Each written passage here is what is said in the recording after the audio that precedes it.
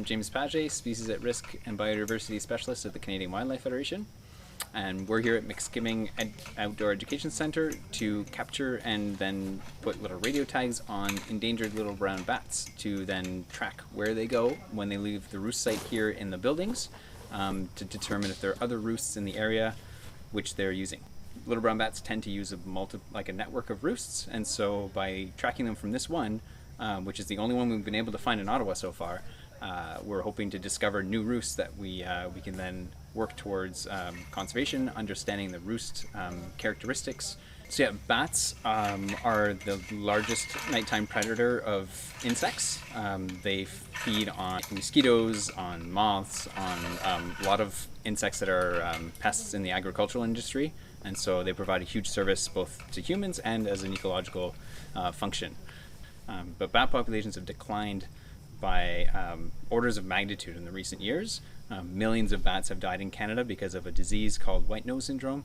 This fungus affects the bats. It wakes them up in the wintertime while they're hibernating in caves, and so the bats don't typically survive the winter.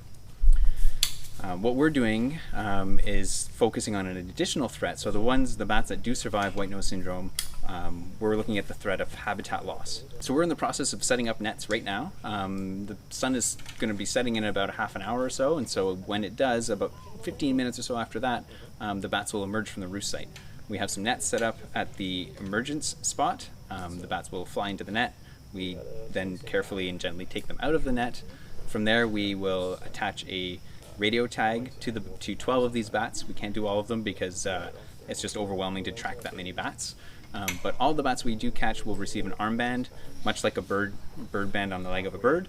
These bats will get an armband that if we catch them in future events, then we'll be able to kind of monitor their progress over the years. There are a lot of bad myths around bats. Bats are not rodents. They're not like mice. They don't reproduce like crazy. So if you have a bat in your house, you're not going to end up with 50 in a month. Bats only have one pup per year, which is also contributing to why they're not recovering quickly from white nose syndrome. Only having one pup a year, they're not having massive population explosions. People can head to helpthebats.ca. It's CWF's site to let people know what we're up to, our study on bat box use in Canada to determine the best designs across the country of bat box and placements and what will be the best habitat for bats. There's also information about the myths of bats and additional information that you can find there.